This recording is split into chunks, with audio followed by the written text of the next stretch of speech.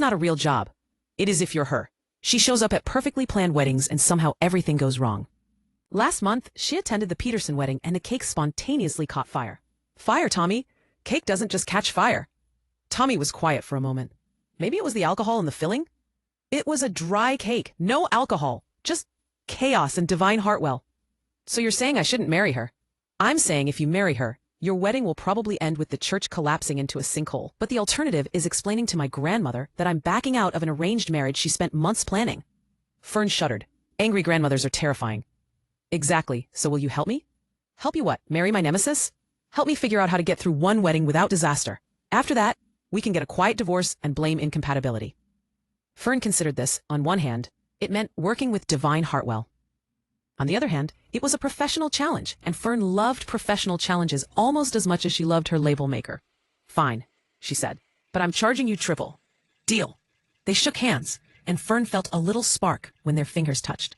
She told herself it was static electricity from the tool. The next morning, Fern found herself doing something she'd never done before, deliberately seeking out Divine Hartwell. She tracked her down to a coffee shop called The Grind, which seemed appropriate since being around Divine always felt like slow torture. Divine was easy to spot. She was the one sitting in the corner booth, surrounded by what appeared to be the contents of an entire craft store, muttering to herself while aggressively bedazzling something that might once have been a napkin. Divine, Fern said, approaching cautiously like one might approach a rabid squirrel. Divine looked up, and Fern was struck by two things. First, that Divine had really pretty eyes, and second, that those pretty eyes were currently filled with the kind of panic usually reserved for people who just realized they were about to be eaten by a bear. Fern Morrison, Divine said, her voice strangled. What are you doing here? Did you come to gloat?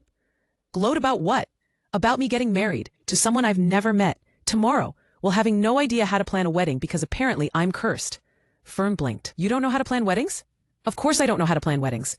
I'm a freelance photographer. The wedding disasters just happen around me. I thought everyone knew that. You're a photographer? Yes, I take pictures of the disasters after they happen. Insurance companies love me. Fern sat down heavily in the opposite booth. So you're not a wedding disaster coordinator? That's not even a real job. That's what Tommy said. Tommy, you know Tommy? He hired me to help him get through marrying you without everything exploding. Devine stared at her. He hired you to help him marry me? Yes. The same me you think is your nemesis? Yes. This is insane. That's what I told him. They sat in silence for a moment, contemplating the absurdity of their situation. Finally, Devine spoke. Want to see the napkin I've been bedazzling for 3 hours? Why are you bedazzling a napkin?